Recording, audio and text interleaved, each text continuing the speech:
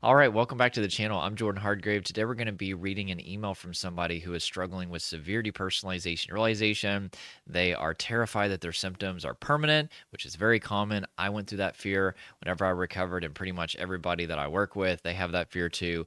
And it's also affecting their life in a really deep way. So we're going to be reading this email to build some hope, to kind of highlight some mistakes that they're making in their recovery, as well as kind of point them to some resources to help them recover. This person says, "Hey, Jordan, I don't know how else to describe it other than I feel like I'm not real anymore." So I want to first highlight the difficulty in describing depersonalization realization. This is one reason why so many depersonalization realization sufferers continue to experience the symptoms without ever getting any help, is because they don't even know what to call the symptoms. That happened to me whenever I would experience depersonalization realization during panic attacks initially, before they started to be 24/7 all the time. I didn't know what I was experiencing. And I'll never forget the first time I actually bought, it was a book for panic attacks, super old. And their description of depersonalization realization was accurate as far as the experience of it, but they actually were incorrect as far as why it happens. But even though I realize now that they gave an inaccurate explanation of why it happens, I was just relieved to put a name to my experience. I was like, oh my gosh, oh, that's why I'm feeling out of body. That's why everything feels fake and dreamlike. And it brought me so much relief to finally put a name to what I was experiencing. And I cannot tell you how many people that I've spoken with where it just came up, what I do for a living. I help anxiety and trauma sufferers, and we get into depersonalization realization. Like, what's that? And I describe it, and person after person that I've met have been like, oh my gosh, that's what that is? Oh, I experience that when I drive at night, or, sometimes right before bed, I experience that. Or, whenever I get really stressed out, or if I drink too much coffee, I experience that. Or, whenever I'm having a panic attack, I experience that. And it turns out that there are many more depersonalization realization sufferers than we think. Statistically, only about 2% of people experience depersonalization, derealization constantly, but then statistically, over half of all people will experience the symptoms at some point in their life. I think both of those numbers are way off, because these symptoms are literally impossible to describe outside of metaphoric language. And if you don't have the proper metaphor, such as I feel like I'm living in a dream world, or I feel like my body is a separate entity, or I feel like I'm watching myself on a video camera, you literally have no way to explain what you're experiencing. And so you can't even begin to get help, but then it goes even deeper. This is a problem that I faced and that my clients face too. Even if you do find a name, there's just barely anybody out there that helps with these symptoms. And you go to a licensed mental health professional, which is what you should do. But unfortunately, a lot of times, as amazing as licensed mental health professionals are, there seems to be a huge lack of awareness when it comes to depersonalization realization, but also just trauma in general, which, by the way, depersonalization realization are trauma coping mechanisms. You go to most licensed mental health professionals, again, as amazing as they are, they were taught a 20th century understanding of trauma. And that would state that trauma is a past event, and it's a very standard list, natural disaster, loss of a loved one, car accident, going off to war, things like that. But a 21st century understanding of trauma would tell us that trauma is a state of nervous system overwhelm. And whenever you enter this state, your nervous system goes into shutdown mode. It's technically the freeze response. It's basically kind of this last ditch effort to survive. If you tried to fight the lion and flee from the lion, and you become overwhelmed and trapped, there's one final defense mechanism that all mammals have, which is called the freeze response. And it kind of serves two purposes. One is to emulate death so that the predator loses interest and walks away. And that's why, especially if you see, non-human mammals, I mean, they literally look frozen. One of the first things I do with my clients is I show them this video of, I believe it's an impala that's in the freeze response. And I think it's like a cougar that's kind of like chewing on its neck. And the impala looks dead. I mean, it's just like, laying there lifeless. And I think like a baboon shows up and scares off the cougar. But then the impala gets up, it shakes off the energy, because that's how the body naturally discharges adrenaline, is through shaking, which, by the way, if you ever feel shaking, do not suppress it. Let it happen. That's your body getting rid of that adrenaline. But then it jumps up and runs away. And so The first goal of the freeze response is to emulate death, to appear dead to a predator so it loses interest and walks away. But there's also something that starts to happen in the nervous system. The dorsal vagal branch of the parasympathetic nervous system starts to produce these dissociative symptoms called depersonalization realization for some mammals, which is basically preparation just in case the lion doesn't believe that the mammal is dead and decides to eat you. Because if you're going to get eaten, it's a lot better to feel like everything is fake and dreamlike. It's basically nature's last gift. Like if you're going to be eaten, you might as well not feel it.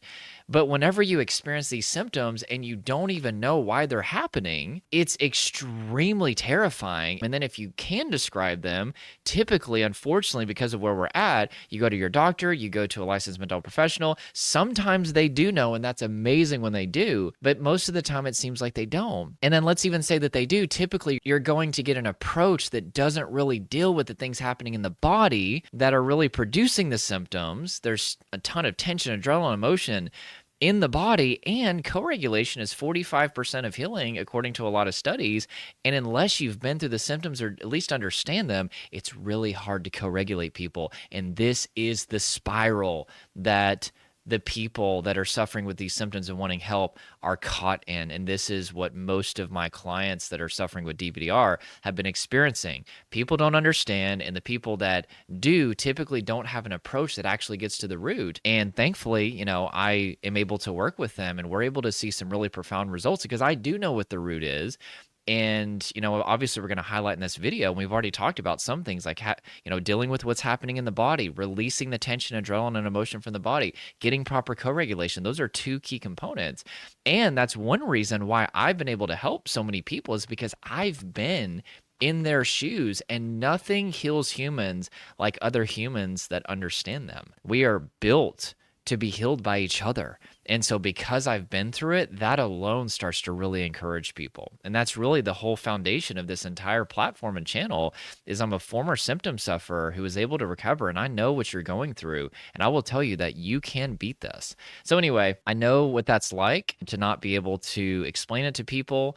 And just so you know, if you're maybe watching this and you didn't even know there was a name, there is a name. Depersonalization, you feel detached from yourself and body. Derealization, everything feels fake and dreamlike. This person said, so I feel like I'm not real anymore, or that maybe the world around me isn't. It's been months now, and it's like I'm living in a dream, but it's not the kind where you wake up. That's deep. It's like I'm living in a dream, but it's not the kind where you wake up. Yeah, a lot of people describe derealization as like feeling like they're living in a dream that they can't get out of. And what makes it even more frustrating with either depersonalization or derealization is on the outside, you can appear to be completely fine. People are looking at you and they're like, you look fine, right? And it's not like there's a test for depersonalization, realization. Technically speaking, if you were to do a brain scan of somebody who is in a trauma response and experiencing depersonalization realization, you would see that it's called the Mohawk of self-awareness. Bessel van der Kolk talks about this in his book, The Body Keeps a Score. The Mohawk of self-awareness, which is basically a series of brain structures that are responsible for us feeling a sense of connection to ourself and our surroundings, go offline. And so the outcome of those brain structures not lining up is that you feel detached from yourself and detached from your body, detached from your surroundings. But nonetheless, it's not like there's an easily accessible test to be like, oh yeah, you're experiencing depersonalization realization. And a lot of people don't understand that on the outside, everything can look fine. And on the inside, you can literally feel like death. I tell people, these are death symptoms. Now, don't let that freak you out. I'm not saying you're dying. But your brain thinks that you're dying because there's so much stress and buildup in your body that your brain has triggered this ancient defense mechanism called the freeze response, which is partially designed to prepare you for death just in case the lion doesn't believe that you're dead and doesn't walk away. And so these are the symptoms that you would feel right before you died if you were being, let's say, for example, eaten by a lion. And so you tell that to people, and yet people are going to look at you with this deer in the headlights look of like, what? If they've never experienced the symptoms, they cannot understand just how excruciatingly painful that they are. And if you've gone through that, I'm very, very, very sorry. I know how that feels. My clients talk to me about that all the time with their, their spouse or their friends, their family, their loved ones, their coworkers, whoever. They basically don't take the symptoms seriously. And it's a lot of times not because they're being nefarious. Sometimes the people around them are nefarious and can even really come against them because of their symptoms. I've seen that before. But typically it's like they just can't understand. If you've not experienced these symptoms, you literally have no way of ever truly understanding. But if you're a loved one watching this, maybe you've got the depersonalization, realization sufferer next to you and you're both watching this, or maybe they sent you this video. I will tell you, as somebody who went through these symptoms of depersonalization, realization for many years, they literally are the most terrifying, debilitating experience, and they are death symptoms. Even though your loved one is not dying, you're just really overwhelmed by stress. And I want you to know that just because on the surface everything looks fine, that does not mean that on the inside they are not literally feeling as if they are dying. That's what depersonalization are, is they are extreme trauma dissociative symptoms that are designed to mitigate the pain of being eaten by a lion. And so do not assume that because on the outside everything looks fine, that on the inside they're not going through absolute hell. And I would tell you this, I would not wish those symptoms on my worst enemy. If you follow my channel or my content, you've heard me say that, and I mean it. I don't care how much that I don't like somebody. I would never want them to have to go through depersonalization realization. That is how bad these symptoms are. So this person said it started after a panic attack. I thought it was just the aftermath and that it would pass, but it hasn't. That's interesting because what happened with me is initially DPDR were brought on by a panic attack due to bad marijuana. I was still experiencing depersonalization realization. And so what happens with a lot of people is they think that the symptoms are connected to like a singular event, such as a bad marijuana experience or some other drug or a panic attack even, or this thing or that thing. And then if you have enough time go by and you're not in that situation anymore, you're not doing the drugs, whatever, all of a sudden people are like, wait a second, why am I still experiencing these symptoms? And it's because they don't understand that these symptoms are the byproduct of your nervous system being at a point of overwhelming stress. And for most people that I come across, not always, but most people, there's usually a long history of stress that has accumulated, which is why it's not easy to get these symptoms to shut off.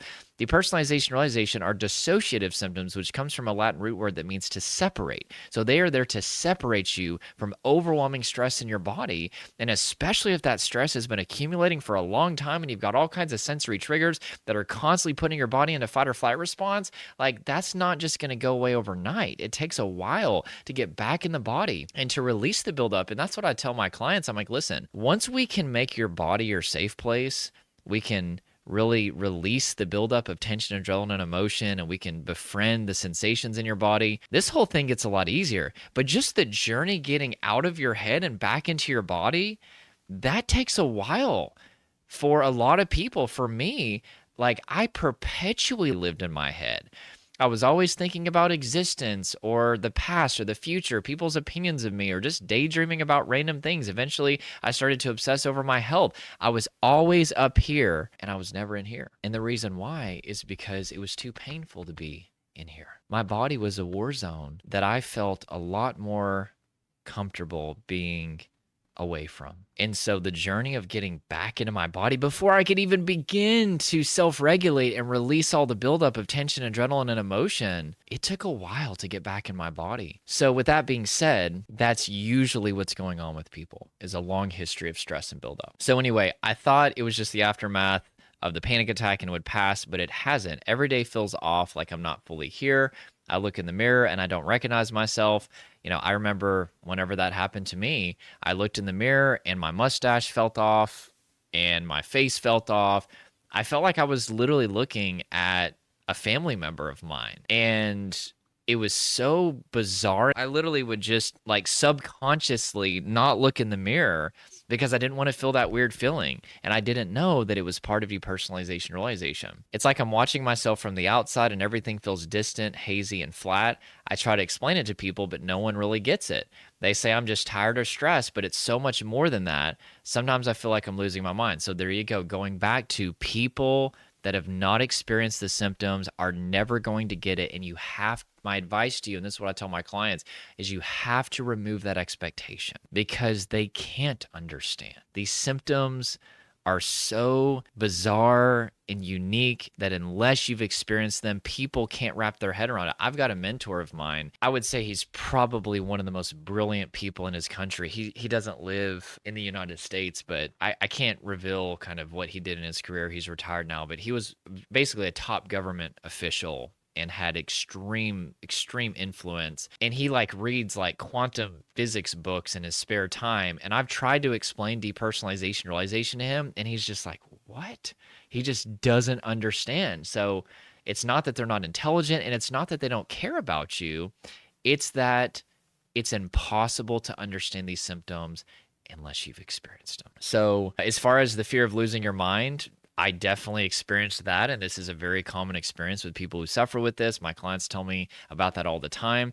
It's the fear of permanence, right? You've tried all these things to get rid of the symptoms, nothing's worked. And so the only conclusion after deductive reasoning is, you know what? Maybe I'm losing my mind. Maybe these symptoms represent that I've gone crazy or I've become psychotic. But I'm telling you, this is a common fear. And when I tell the people that are experiencing that, I'm like, what are the odds that almost every single person that I work with has this fear and it never comes true, but you're going to be the one exception, right? It's not going to come true. The worst part is the fear that this is it, that I'll never feel normal again. I can't even remember what it felt like to just exist, to just live in the moment without constantly questioning if I'm real or not. Every interaction feels fake. Even my loved ones who I know I care about seem like strangers. Yeah, I remember very specifically looking at people that I had known for many years, and it felt like the history that I had with them was just torn out of the history books. And it was the most bizarre, uncomfortable experience that I had ever had in my life. And it wasn't just bizarre, it was excruciatingly painful. These are people that I wanted to remember that history with, and yet it felt like they were strangers. It was very emotionally impacting. And my clients tell me about this all the time whenever, let's say that, you're married and you feel like all the history's been erased with your husband or your wife. I mean, or you're with your children. It's just absolutely debilitating. I feel like I'm trapped behind this invisible wall, just watching everything happen, unable to actually connect. It's isolating. I miss feeling things fully, like emotions and sensations. Now it's all muted. I feel like I'm floating above my own life, watching it pass me by. Okay, now he's going to get into, or she, they actually didn't include their name in this, but I've tried everything I can think of to snap out of it. Mindfulness. So here's the thing with mindfulness, okay? So true mindfulness, if you go back to its original teachings, is actually bodyfulness, and this is the missing component to a lot of people's mindfulness, is that they don't focus on the body, and they're trying to, befriend thoughts or accept thoughts or ignore thoughts that are biologically correct for the state of your body. And if you would just spend more time getting your body into a much more relaxed state, your mind would not be so anxious. So Edmund Jacobson, who created progressive muscle relaxation, he said, you can't have an anxious mind and a relaxed body. And I have experienced that to be true, but it takes a lot of time to get into a relaxed body. It's no easy feat, but it is true. The more that you calm the body, the more that you indirectly calm the mind. But most people try to bypass the state of the body, and they try to directly calm their anxious thoughts or catastrophic thoughts, or accept them or distract away from them. And I'm telling you, it's going to be difficult, if not impossible. The next thing, grounding exercises. So typically whenever somebody is experiencing depersonalization realization and they go to a well-meaning therapist, almost always they're going to try grounding techniques. Let's ground to like one visual, one smell, one sound, things like that. But here's the problem with that. The reason why you feel ungrounded is because your body is a war zone. And if you try to ground to your sensory environment before getting your body out of this war zone, releasing all that buildup of tension, adrenaline, emotion, and fatigue, and really calming the body, those grounding exercises are only going to reveal just how uncomfortable it is to be embodied. I remember I tried to do grounding exercises and it did nothing for me. I even tried distracting myself with work or TV, but no matter how hard I try to focus, the feeling of being unreal is always there in the back of my mind, reminding me that something is wrong. See, that's the thing with distraction, is for some people, they can see temporary results because they get just so deep into their head that they fully lose interoception, which is the experience of the embodied self, and people think that that's recovered. Let's say depersonalization realization temporarily shuts off, sometimes for years, and they think, oh, well, I'm recovered now. If you never took that time to get back into the body and release the buildup in the body and befriend the body, and especially if you didn't have proper co-regulation, which is working with somebody that creates hope and really helps guide you through that process of getting back in the body, your results are not going to last. And I've been seeing this my entire career, and it's very deceptive for people because they think, okay, if my symptoms are gone, that means that I'm recovered. But what I tell people is, let's say that you know, God forbid, got into a car accident and your body is full of pain and you go to the hospital and they put you under anesthesia. The pain is still there. You're just not feeling it. And that's literally what distraction is it's results by way of dissociation, which means to separate. You're getting so deep in your head that you become separated from your body. And so thus your brain doesn't make you feel depersonalized because you're not feeling the pain in order to trigger depersonalization to separate you from it. But eventually you're not going to be able to distract away because there's going to be too much buildup in the body. You're eventually going to have to face your body, so you might as well do it now. What makes it worse is the fear that this will last forever. So especially whenever you're in a trauma state, there's a part of the brain called the dorsolateral prefrontal cortex. It's a timekeeper of the brain, and it's really what would allow you to be able to see an end to your suffering. And when that part of the brain goes offline, you can't see an end to your suffering. So really, that's part of the hell of trauma, is that it feels forever. It feels so real that there's no end to this, but I will tell you, it's just your brain playing tricks on you. You can heal from this. It's just the state that you're in that is not allowing you to see an end to your suffering. I'll never be able to enjoy my life, my relationships, or even just a quiet moment without being haunted by this feeling. And I'm so tired of pretending I'm okay when inside I feel like I'm losing everything. Is there a way out of this, or is this just my life now? I don't know anymore. Thanks for listening. Well, yes, there is a way out of this. Again, make sure you see a doctor. Make sure you get checked out for any sort of medical issues going on. Very, very important. But what I would say is that assuming that you've been checked out by a doctor and maybe the doctor says, hey, it's just anxiety, or, you know, it's just mental health related stuff, we need to get you back into your body. We need to have you build interoception, the experience of the embodied self, release the buildup of tension, adrenaline, and emotion from the body. And also, studies have shown that up to 45% of healing trauma is co-regulation. This is really where you work with a safe person that can build that hope in you and hold your hand as you're learning how to self-regulate. It's been said that co-regulation precedes self-regulation. You could see co-regulation almost as like training wheels on a bicycle. It's really there to support you until you can ride the bike on your own, but you need a body-based strategy and you need a lot of co-regulation to help you. Now, if you would like to work with me, somebody who knows this recovery path inside and out, like the back of my hand, I've guided thousands through this process, and I'm really good at creating co-regulation because I've been there. There is a link to the 5 Shifts Masterclass in the description in the first pinned comment. That's a free masterclass that's going to show you the 5 shifts that you need to make to become symptom-free. It's also going to go a lot more in depth with some of the things that we talked about, but there also is a link to apply to speak with somebody on my team. It's a very quick 15-minute call where just take a look at your situation. If we determine that we can help you, there'll be another call where you can speak directly with me. We'll go more in depth with your situation, and depending on if I'm 100% confident I can help you, there may be an offer extended to work together. Can't make any promises, but we'll definitely take a look at your situation. But regardless, enjoy that free masterclass. I spent 6 months on it. It's going to go, again, much more in depth with what we talked about today. And it's my gift to you, and I hope that that helped you. And that is it. So if this helped you, click like, subscribe if you want to hear more stories about that. We're going to be talking about things like anxiety, panic attacks, OCD, health anxiety, existential OCD, things like that on this channel. And of course, depersonalization, realization, and trauma. So if you're struggling with any of these things, we'd love to have you subscribe. And I think that's it. I hope you have an awesome day, and we'll talk to you real soon.